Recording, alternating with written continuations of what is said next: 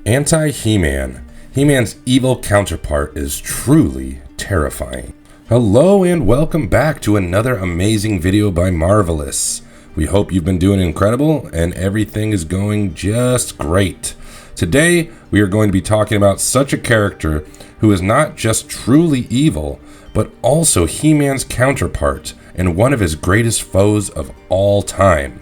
That's right, we are talking about the one and only AntiHeMan. Today we will be exploring anything and everything about this character, so grab a cup of tea and biscuits and make sure that you stay until the end. Before we go into our explanation, we have a very small request. If you like our content, please support us by subscribing to our channel. This is a small click for you, but for us, it means a whole heck of a lot. So thank you, and let's begin. Who is AntiHeMan? Everything that you need to know. As we all know, He-Man has been a pretty famous epitome of justice, and very well could have been before a lot of us were even born. He belonged to the DC Comics and had numerous stories published about him, and his origin story is one of the most well-known ones in the whole DC comic universe. But even after so many character introductions and cameos in other comics, did you know that he also has an evil counterpart? Yes! Even we were shocked to know that such a character existed. His name, of course, is AntiHeMan. Well, I guess I am happy that he, at the very least, exists to rival He-Man. AntiHeMan has quite a few origin stories, but in general, he is a black and red version of He-Man, who is nothing but pure evil and agony. His character has pitch black skin, almost as if no light gets reflected from his body ever, and he has red hair and a few red accessories which resemble pure evil.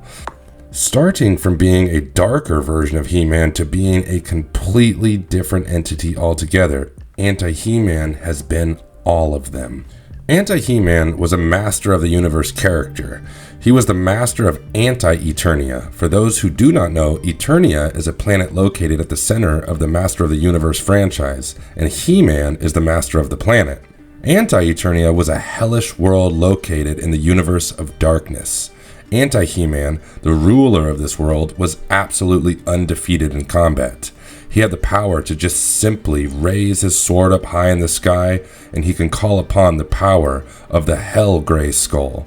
When Skeletor, the main antagonist of the Masters of the Universe franchise, built a world converter and used it to open up an interdimensional gate between two realities, AntiHeMan saw this as an opportunity and entered Eternia. Now you would think, oh my god, two villains doing the same thing with the same motives, they must have teamed up. Well, this was not the case here.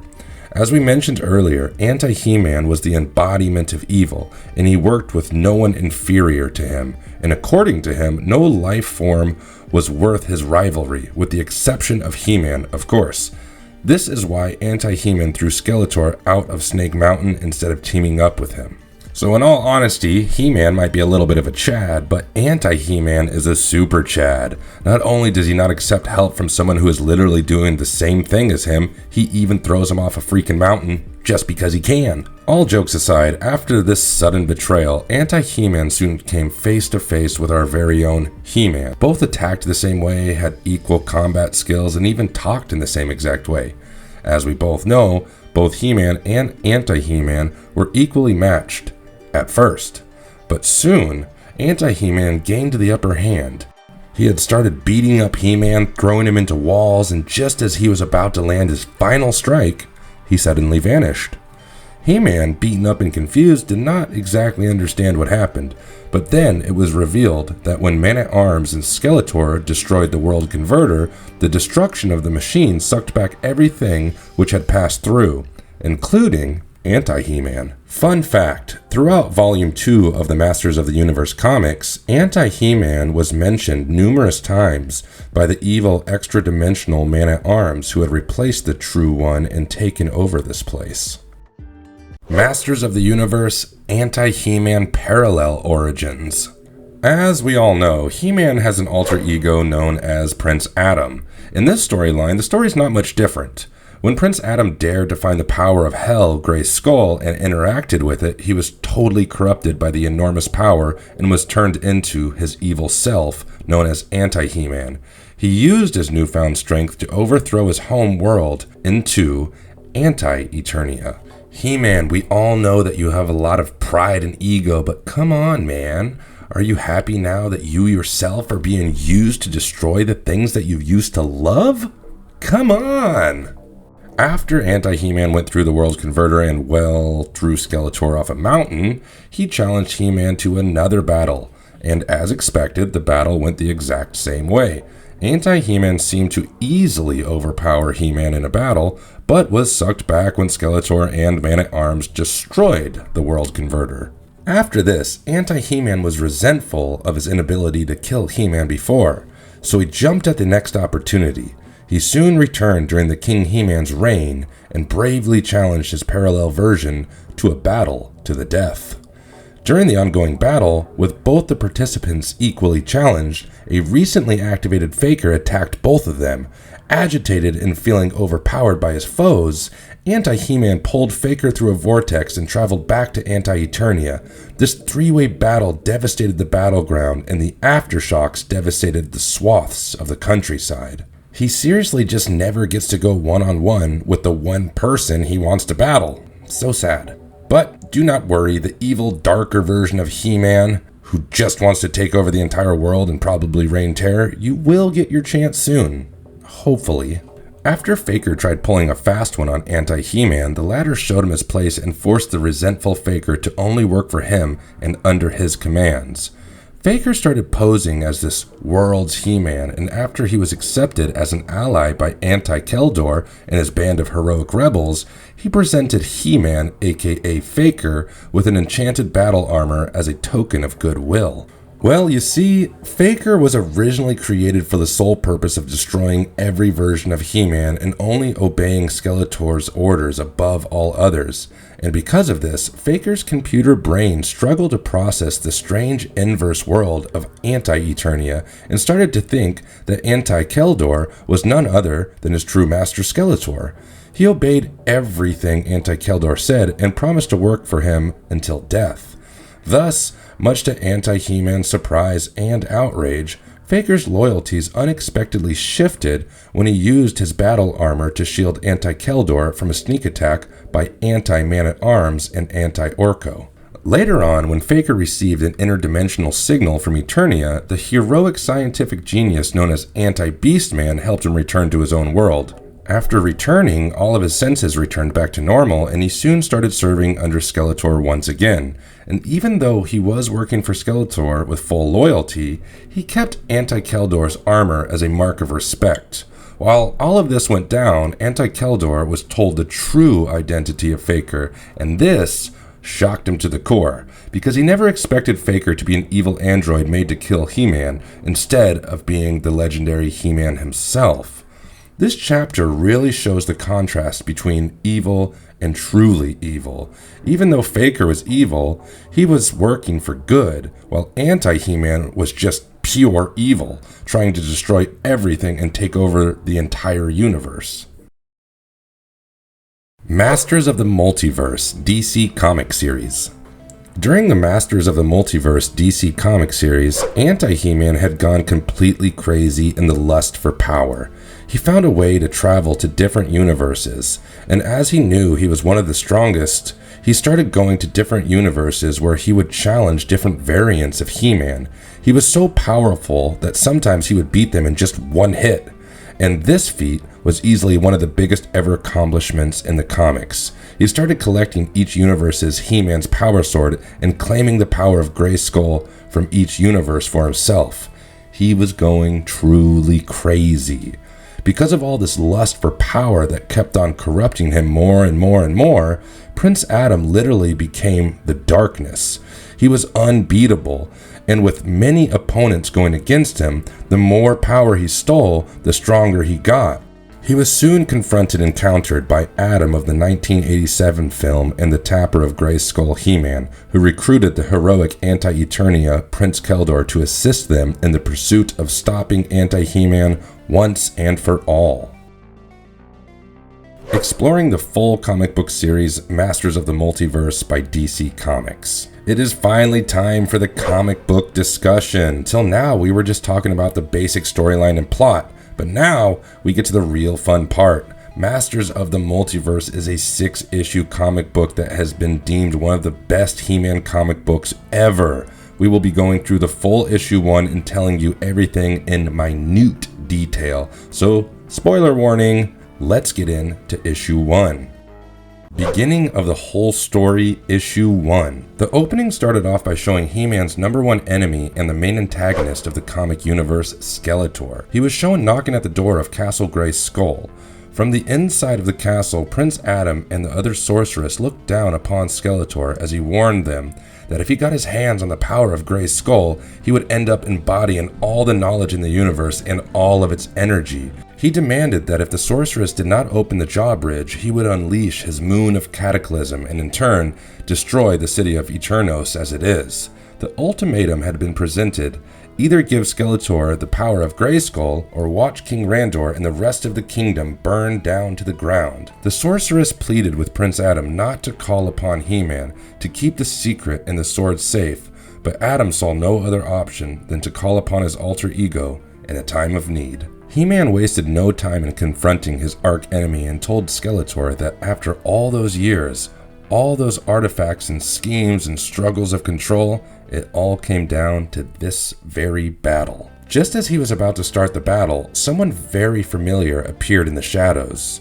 We soon were shown that he seemed to be some kind of a clone of He-Man, but he was pitch black with red hair.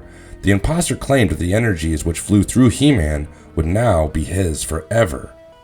As He-Man got closer, he recognized the mysterious clone and exclaimed, "Hey, you are me!" The dark version of He-Man agreed with him and said, "All say that," meaning that he had beaten different He-Man alternatives in different universes. Man, this is a full-on horror, especially for someone like He-Man, who is supposedly the strongest man in the whole universe. He-Man attempted to spoil the imposter's devious actions, but it was too late, as the sorceress inside the castle felt her powers weaken because of the power of Grayskull leaving. In the background, the castle looked like it was crumbling, and Skeletor's body lay lifeless as the imposter stood tall and proud with 2 power swords. In the distance of space, Eternia, the heart of the universe, seemed to be in grave danger. Soon, the scene cuts to Prince Keldor, who was shown drawing graffiti for Beastman and Evelyn. After a small quarrel, Keldor told Evelyn that he was simply painting a picture of who he believed to be the villain of the city. Soon, a loud screech is heard outside, and everyone is shaken to their cores. At the palace, we are shown a zombified version of Teela being held back with chains by Triclops and Trapjaw.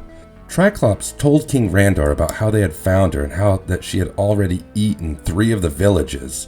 Prince Keldor, Evelyn, Beastman, and Panther had now arrived. Soon the king and the prince started quarreling, and Keldor ordered Teela's release. This was actually a really smart move, as this would end up help saving their Eternia. He wanted to save the others from the same fate that the king's family had faced.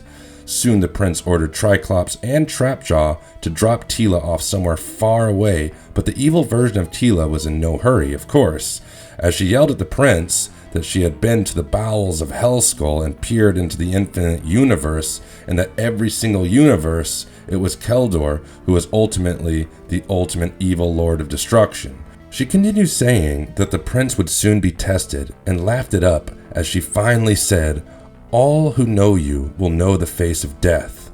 With the prince feeling restless and confused, Evelyn tried consoling him by saying that the evil version of Teela was absolutely bonkers and had no idea what she was saying. Keldor got up and looked at himself in the mirror and soon started to blame the evil He-Man for destroying his family and the kingdom. Soon Keldor was ambushed by a pint-sized He-Man. This He-Man stood over the prince and told him not to make a move and warned him that he might have already lost his Thunder Punch. But he still had his Easter special. I really get why this comic is so loved now. Not only did they introduce different He-Men, but they're all a tad bit different from each other as well. Now, in the classic He-Man stories, which we all grew up with, things were weird already, but this one definitely takes the cake. Soon, the movie version of He-Man Yes, that's right, the movie version of He-Man showed up with the Cosmic Key. Perplexed by what was going on, Keldor demanded that one of these He-Man explain exactly what the hell was going on. So the 1987 movie He-Man fired up the Cosmic Key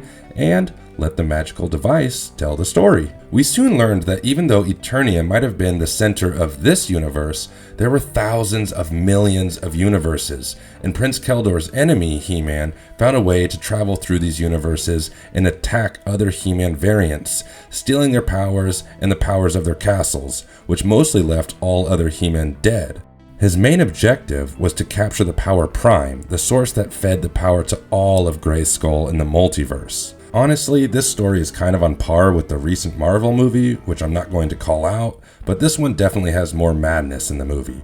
And honestly, it's been a long time since we've seen He-Man in a comic as well, so why not release a new chapter about him sometime soon? After this revelation, movie He-Man that explained to Prince Keldor that in all other universes, He-Man was the champion of good. But for some reason, the He-Man in Prince Keldor's universe was the only one known for being evil, thus labeled the Anti-He-Man. Easter Bunny He-Man told Prince Keldor that he had come for him, because he was the only one strong enough to go up against the Anti-He-Man. But Keldor shrugged it off, saying his magic was so weak that it was barely usable for pranks, and that he could never beat Anti-He-Man. Movie He-Man fired up the key once again, making Gwildor appear. Now, for those of you who do not know this, Prince Keldor in a lot of He-Man mythology actually ends up being Skeletor, and that is what Gwildor's idea was here. We knew that He-Man can actually take care of Skeletor with no problem, but he figured that Prince Keldor could become Skeletor and beat Anti-He-Man. Soon, in the hologram, Anti-He-Man attacked Gwildor, and the prince told movie He-Man that he would go with them through the universe. Soon they traveled through the universe and were attacked by mutants. However, here on the last page, we are shown a battle going on in outer space, and it looks like in issue 2, the battle was set to take place on the starship Eternia. Anti-He-Man, what makes him so deadly? As we all saw, the Anti-He-Man is seriously the definition of overpowered. He is literally He-Man, but did you know that he has other powers as well? Not only does he have multiplied strength, but he also does not seem to age, nor does he seem to get tired as easily as his other variants. Plus, he also has the superhuman powers of He-Man and multiple power swords, which he can use whenever he needs to. Plus, he also has multiplied powers of Grayskull, which literally makes him one of the strongest beings to ever exist. Like, just try to imagine, he beat the first He-Man he faced with minimal power, and now he has defeated millions of them and absorbed all of their powers. My dude is strong as hell. Anti-He-Man is the perfect representation of what would happen if the heroes decided to become villains. And, in all of its honesty, one of the scariest takes ever. Conclusion. Anti-He-Man is clearly the strongest foe of He-Man, and honestly is super underrated. We understand that if they keep on bringing him back over and over again, the character's depth would be lost. But we think it is time to give him a new comic series and maybe a live action. Just maybe. Whatever happens, all we could say is that we should be glad that He-Man and Skeletor are still there, or else there's basically no one strong enough to beat Anti-He-Man. And that's just the facts. If you enjoyed this video, please leave a like and comment on your favorite character from this series. And we will see you again in the next video.